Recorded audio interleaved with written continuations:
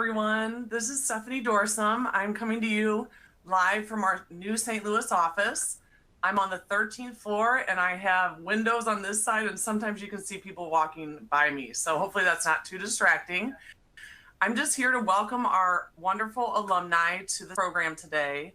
And before we get started, I'm just going to share some housekeeping items before I kick it over to the meat of the CLE. Thank you for being here. It was so fun to look through the attendance list and see so many familiar names. We hope you're all doing well. So during the webcast, you're more than welcome to ask questions. There's a chat box on your console. So if you have any questions about the topics that Megan and John Micah are covering today, feel free to ask those. And if we don't get to those at the end, we'll follow up later via email. This program is approved for continuing legal education credits. So let's see, I think you have a certificate of attendance. It'll be emailed to you after, I think, tomorrow, along with a recording. So if you have to hop off, we will send you a recording of this. And then we do want your feedback. So there is going to be a short survey at the end of the program that we really want you to take and give us those CLE topics that you'd like to hear from us, because we're trying to launch at least 3 Alumni Academy programs throughout each year. And we're going to have one in November, and we're thinking about cybersecurity. But if there's other hot topics you want to hear about, please let us know. And I think that's it. We do have some other in the council, some Alumni Network options. We have a private LinkedIn group. We'd love for you to join and kind of stay up to date with what's going on with the firm and your fellow alums. And then there's some other alumni materials in the council. Today, we're going to talk about the E and ESG, and I'm excited to introduce Megan Caldwell and John Micah. Megan informed me that she has been with the firm since she was a summer associate in 2008, and she was in our St. Louis office for a number of years before moving to Denver. And she's always focused on environmental law and more so getting more involved in renewable energy projects across the country. Her experience spans 43 states. She's the team lead for local council representations for financing and purchases of wind, solar, battery storage, hydrogen, biogas, carbon capture projects, etc. So welcome, Megan. And then John Micah comes to us from our Chicago office. He joined the firm in August of 2021, been with us for a couple of years now, and he brings in-house experience with a multinational power generation development and operations company.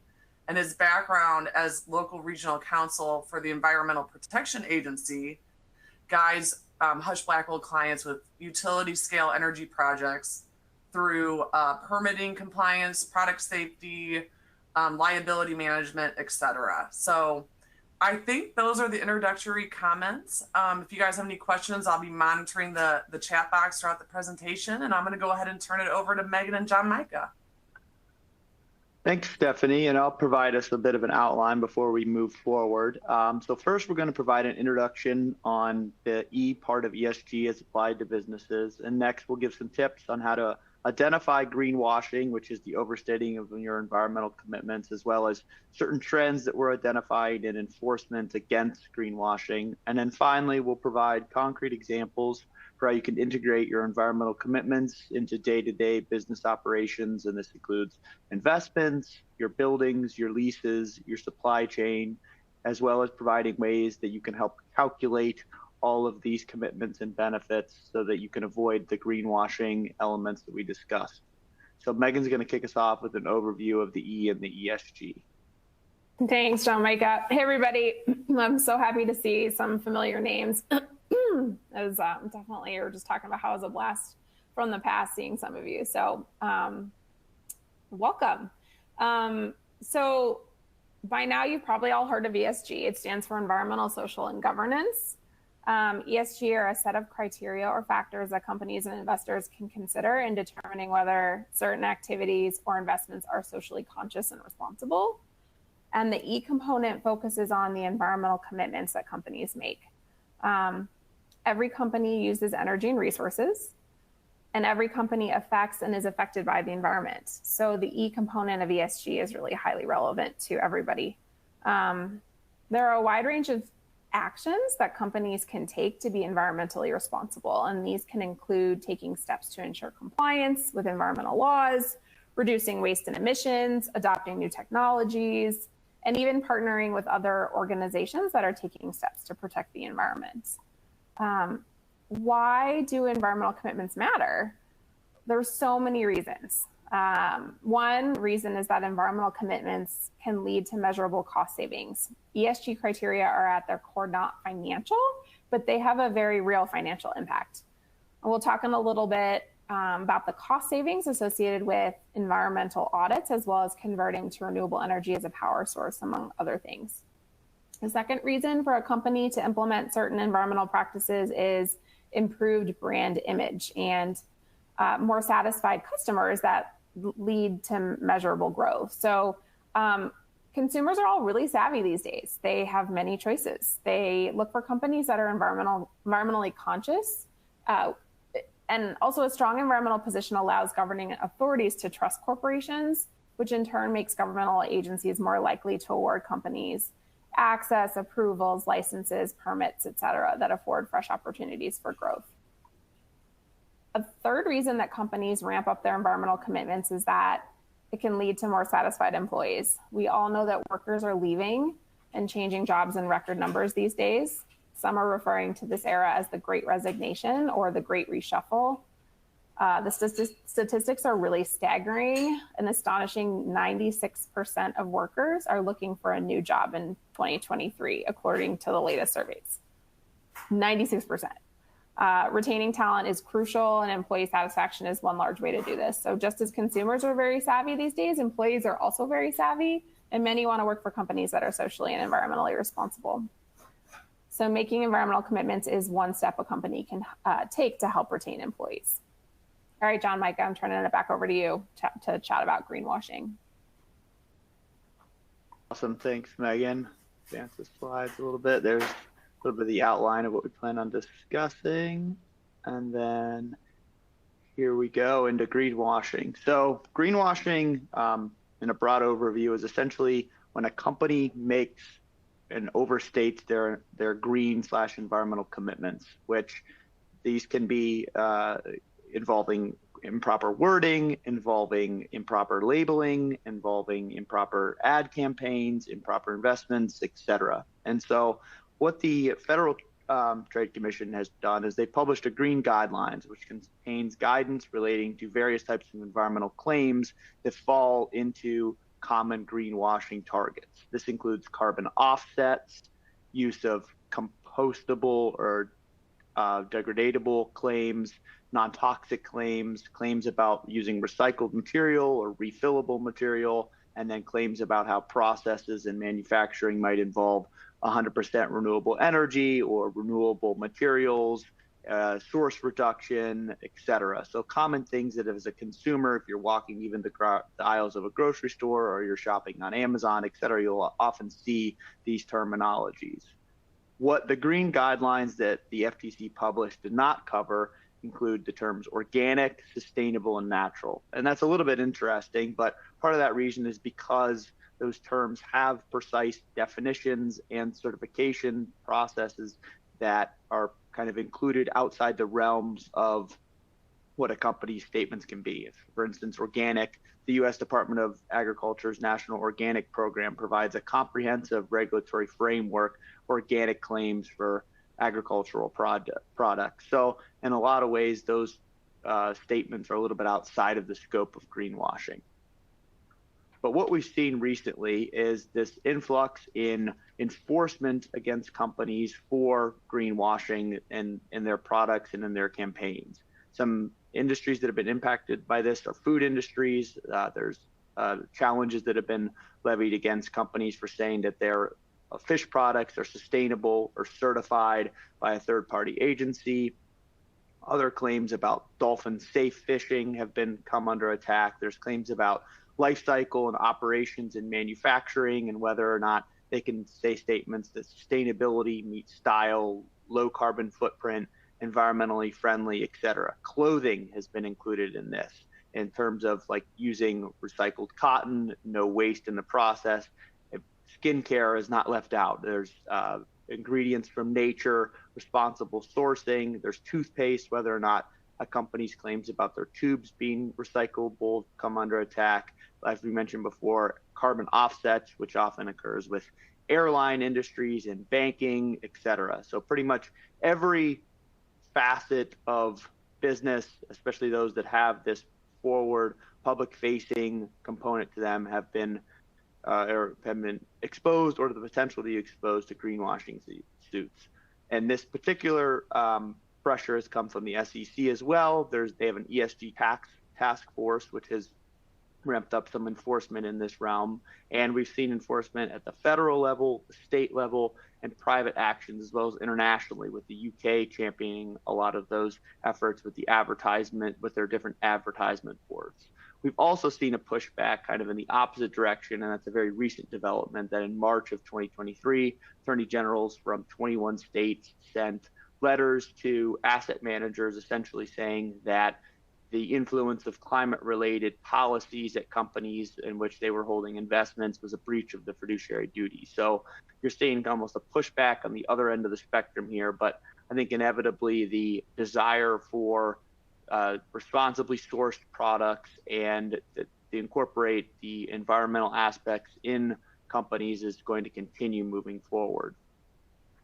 So some takeaways that you as managers / attorneys / those that are involved in the decision making of your companies can take away to kind of avoid this greenwashing is that compliance with the FTC's green guidelines may not be sufficient to avoid litigation. So the FTC guidelines definitely cover the realm of the FTC, but they do not preempt state laws and do not govern certain other types of environmental claims. So some kind of broad overall feedback is to avoid unqualified representations in your products.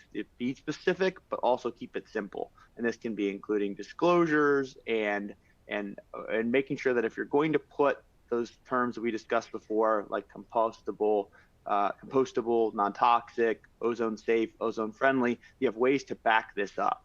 And even reliance on an ESG certification from a third party may not be sufficient to avoid certain legal action that can be the ramification of these broad overall statements that you can't back up. Another good practice is to keep data and retain your statistics necessary to defend these environmental claims.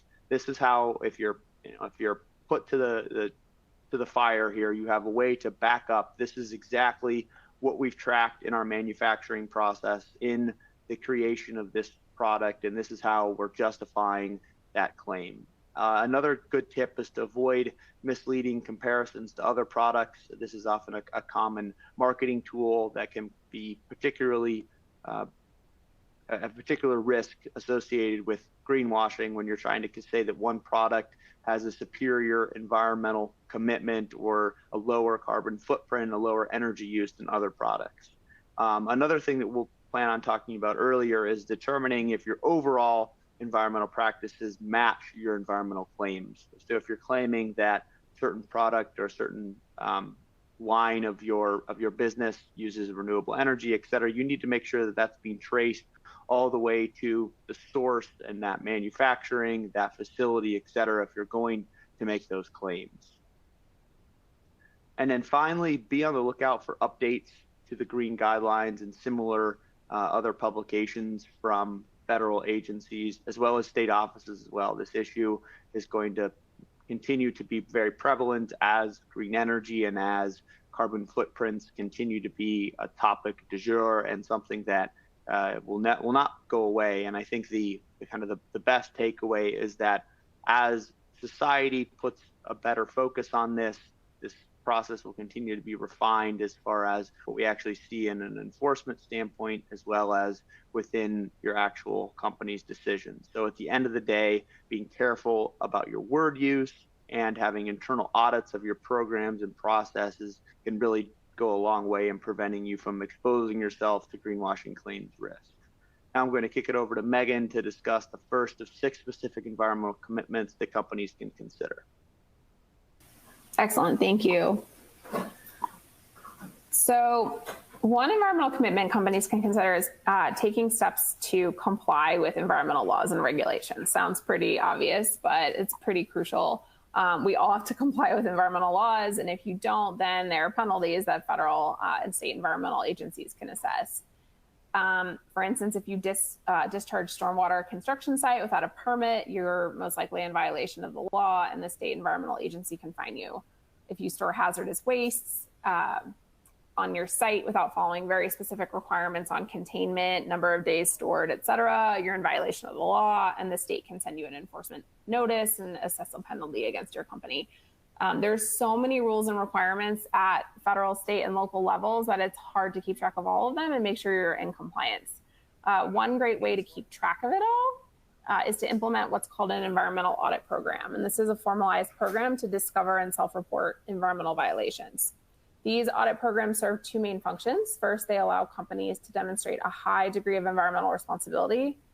Second, they allow a company to qualify for what are called audit policies. And these policies are available at a federal and sometimes state level, and they provide immunity for self-disclosure of violations discovered during an environmental audit.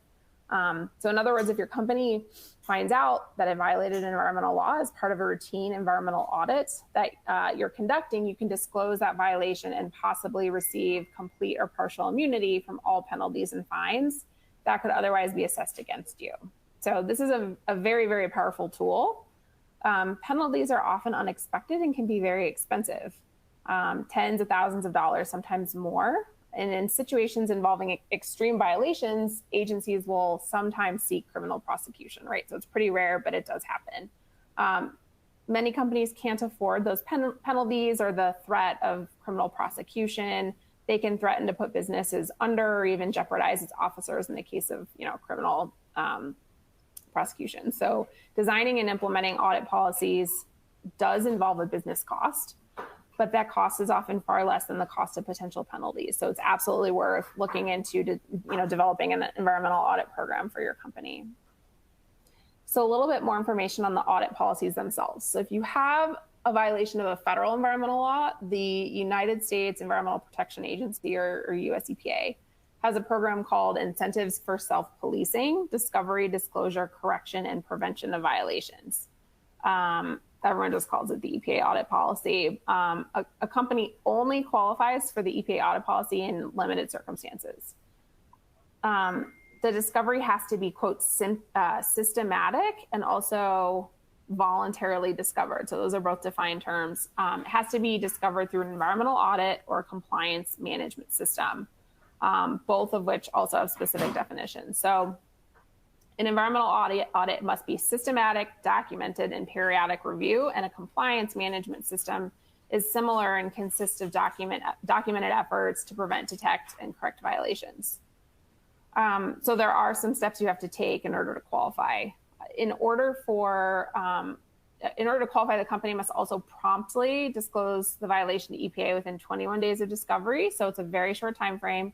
And the company has to also correct and remediate the violation within 60 calendar days. The company, this is key, the company has to discover the violation before EPA or another agency does. Repeat violations are ineligible, and very serious violations can also be ineligible. So we've had a lot of situations where we as legal counsel discover an environmental law violation for our clients. And our clients often ask, well, can we self-report under the audit policy and get penalty immunity? And the answer is that companies can still be eligible for up to a 75% penalty mitigation if the rest of the conditions of the policy are met. So that's the federal policy. If you have a violation of a state environmental law, the good news is that many states also have their own audit self-reporting immunity policies, which protect against state enforcement and penalties in certain circumstances. So think about, if you haven't already, whether an environmental audit program may make sense for your company, or if you already have one, think about ways you could improve it. It needs to be periodic, and many of our clients that do them once a quarter or twice a year. Be sure to prepare reports based on what you find. Our clients typically involve legal counsel to review their environmental audit reports to determine whether any of the findings constitute violations that may be eligible for federal and state audit policies. And then those attorneys can then assist the companies to self-report violations to EPA or the state, and then assist to negotiate reduced penalties afforded by the policies. So that's a relatively quick overview on environmental audits. So let's shift gears now and let's talk about a second environmental commitment that companies can make, which is to utilize renewable energy as a power source. Again, seems pretty obvious, but something that a lot of companies are not yet doing. It's one of the most frequently talked about environmental commitments, but a lot of companies don't realize the different ways that they can do this. So one way is obviously to install solar or wind on site. These don't have to be large installations. You can install small solar systems or small wind turbines on site, include battery components for storage. Think about if your company has unused land, roofs, parking lots, et cetera, where you could place an installation. The second option that a lot of our clients are starting to use is to explore offsite procurement options through power purchase contracts with renewable energy power generators. So unlike traditional power contracts, there's no physical power from the project that's sold to the company, and instead the purchasing company and renewable energy power generator agree to a long-term fixed purchase price for the power. Then the renewable energy power generation company sells the power to the market, and the purchasing company pays the difference if the market price is less than the fixed price, or receives any surplus if it is more than the fixed price. A little bit complex, but a really good option. A third renewable energy power arrangement is what's called a behind the meter installation. And what that means is that the power generator, for instance, like a large scale solar or wind project, and the energy off-taker, for instance, a company that needs the power, are both behind the same interconnection point to the power grid. So the energy transfer from the generator and the off-taker occurs before the energy hits the grid. It never reaches the grid and transfers, quote, behind the meter from the generator to the company. In these arrangements, the generator selects an off-taker at a fixed price and can negotiate beneficial terms, while the off-taker or the company can avoid transmission charges because they're not pulling power from the grid. This arrangement's becoming a lot more common in states like Texas. So companies of all sizes can utilize renewable energy as a power source, and they can use wind or solar for a small portion of their energy needs, or go big and offset all or nearly all of their energy usage. Then transitioning to renewable energy has really two main benefits. One is it saves you money in the long run. Two, it's really great for improving your image externally. So something to think about. And with that, I'll turn it back over to John Micah to talk more about the next topic. Thanks, Megan. Yeah, so as a kind of a theme of the greenwashing, and it's something that Megan alluded to, a big component to capturing not only your environmental commitments for investor purposes, for publication purposes, but also to avoid greenwashing lawsuits is to provide a data-backed analysis of what exactly you're doing and what exactly your claims are. And so there are publicly available tools that can kind of form a very good guideline and template that you can use to accomplish this tracking and this essentially showing your work of your carbon offsets, of your carbon emission, et cetera. But we definitely recommend employing internal folks, and if that means also working with external consultants to develop and enhance your models here and to make sure that you're capturing your data correctly. Some of the tools that are publicly available that can kind of form the basis of an internal model or begin your discussions with an external consultant are, one of them is the International Performance Measurement and Verification Protocol. This tool is valuable because it incorporates your energy demand, your water use, and your greenhouse gas emissions all into kind of one concrete package. And so that can kind of give you a frame of reference if you want to evaluate your energy consumption and your use and your environmental commitments in that way.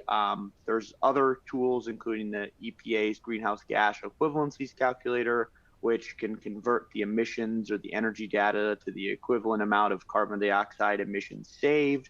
But it's important to know that these calculators, these publicly available calculators, are just that. They are publicly available, and so that there are some flaws and some risk associated with just relying on those exclusively. And so it's important that you contract with external folks, or you find those that are internal within your company that can kind of turn these abstract measurements into concrete terms that consumers and investors can understand. And most importantly, that if you are brought into any sort of greenwashing suits or any sort of evaluation from a regulatory agency about this, that you have the concrete data to back up whatever claims that you're making. And it can also help inform you of kind of where within your company's process that there might be room for improvement, or that you're doing a great job and that you can really start to highlight those those successes in your advertising, in your products, in your outreach to investors, et cetera. So an example of kind of how you could use the tool and tools like it to kind of highlight some of your investments. If you invest in a 50 megawatt solar project, in some aspects, this can save around 40 metric tons of carbon dioxide per year, or almost 400 pounds of coal burned. And so that's enough electricity to power 7 homes for 1 year, and the equivalent amount of carbon sequestered by 42 acres of forest. That just gives you an example of kind of how companies can frame these environmental commitments in certain ways to kind of demonstrate to the public audience that might not be as familiar with what exactly is the impact of this solar project, or the putting solar panels on the roof, et cetera, that you're investing in, and how can I as a consumer factor that into my choices. But like always, keep in mind that green investments don't need to be at the scale of renewable energy projects, and that making sure that what you are claiming to do, you're actually doing, and that you're not overstating any of these claims. Another topic where there's some room for companies to take an active look at where they can improve and where they can highlight some of their goals are with green design, and that's smart designs for smart buildings and smart products. And so this can include building retrofits and certifications, which present an actionable source of energy efficiency, emission reductions, and cost savings. And like always, this is becoming a common theme of my topics here. Companies should avoid overcommitting themselves or publicizing specific building emission targets unless they can truly track and meet those goals.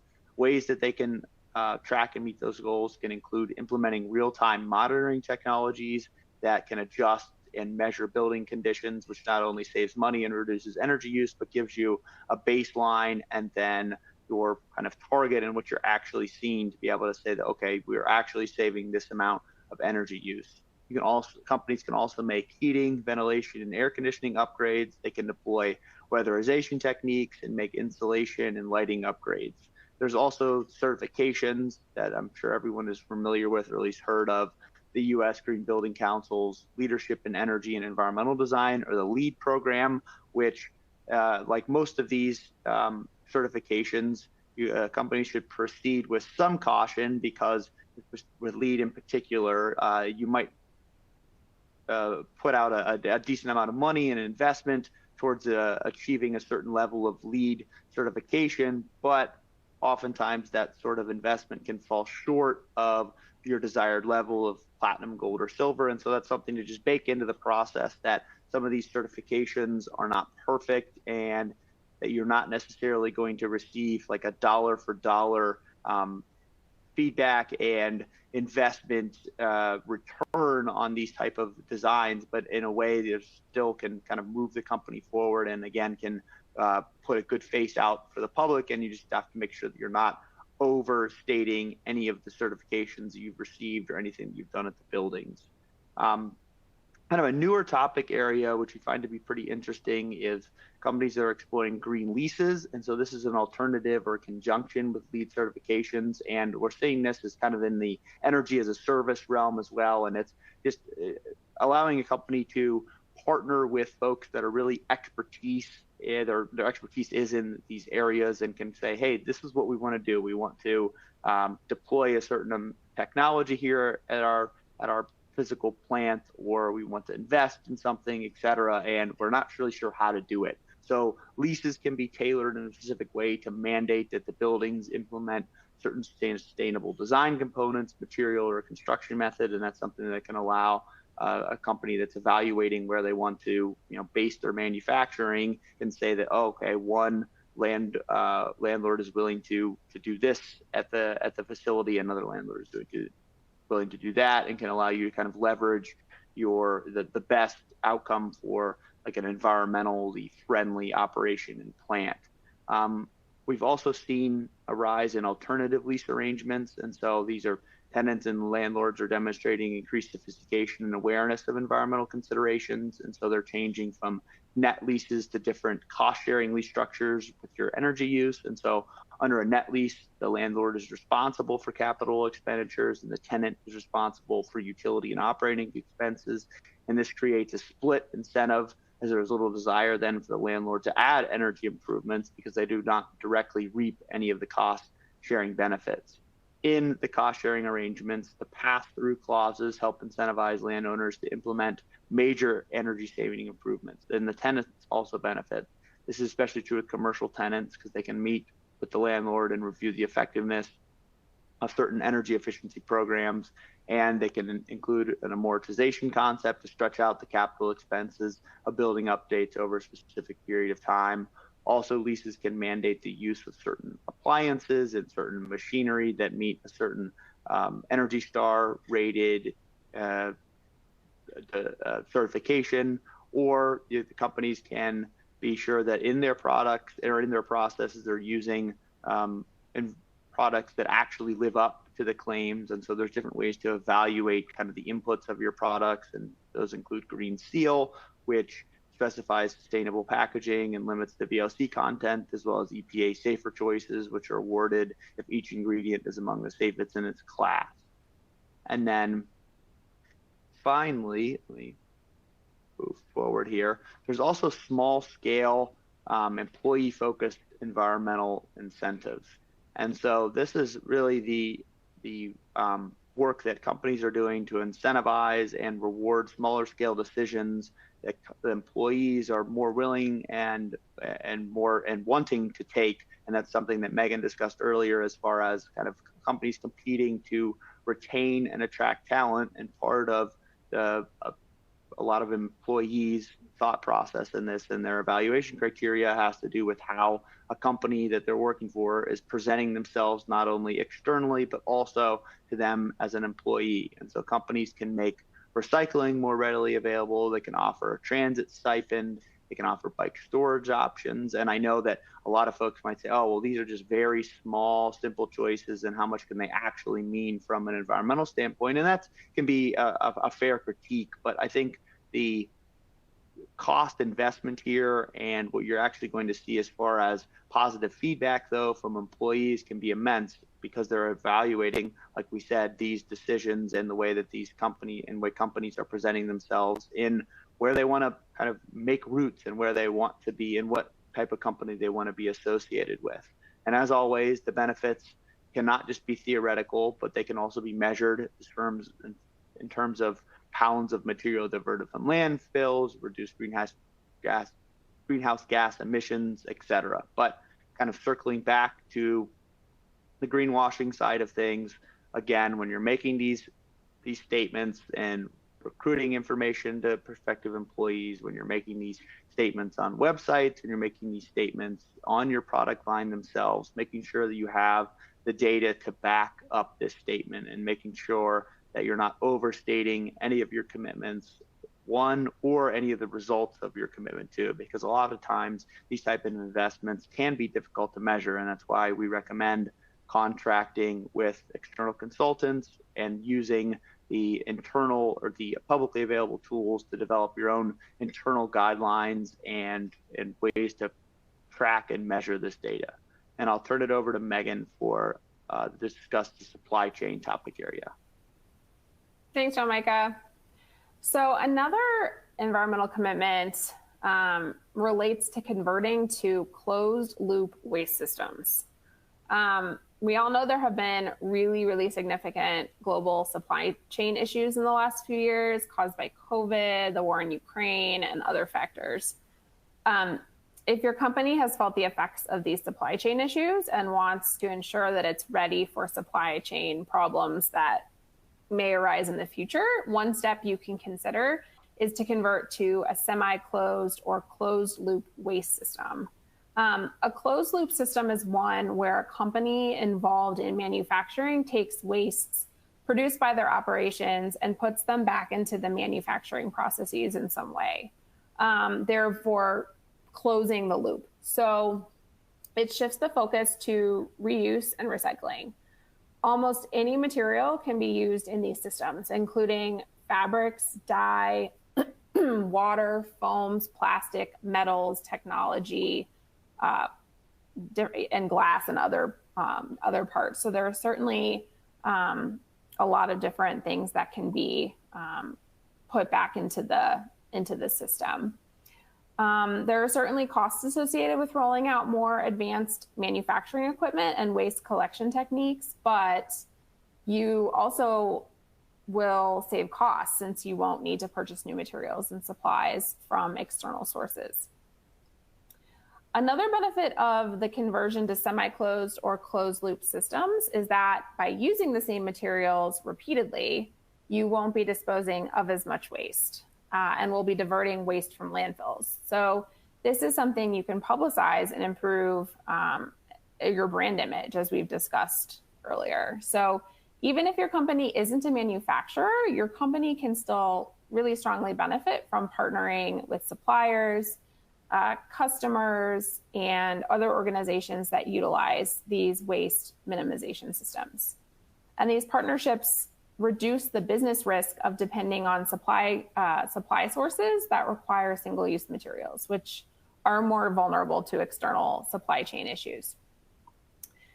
So that takes us through the supply chain topic. Another thing, since we've got a little bit of time left, that I may as well bring up, and another environmental commitment that companies could take would be to, and we talked a little bit about environmental audits, and that was really focused on taking steps to determine if your company is complying with environmental laws and regulations. And sort of a subset of that within that framework is thinking about doing something called a California Proposition 65 audit. That's sort of what we call it. It's an informal term that we use. And this may be applicable to some of you that are on today and may not be applicable to others. But essentially, the concept is that if you as a company sell any products that may end up in the hands of a California consumer, or if you have California facilities where employees work in those facilities, then you are required under California law to provide certain warnings on products, or in the case of employees, to provide certain warnings to employees in those facilities if the products or if the workplaces contain certain chemicals at elevated levels such that they could cause cancer or reproductive toxicity. This is a really complex law, and it's extremely wide-reaching and touches a lot of our clients. And a lot of our clients have questions, and they say, well, are we, do we need to comply with this law? And the answer is often very complex.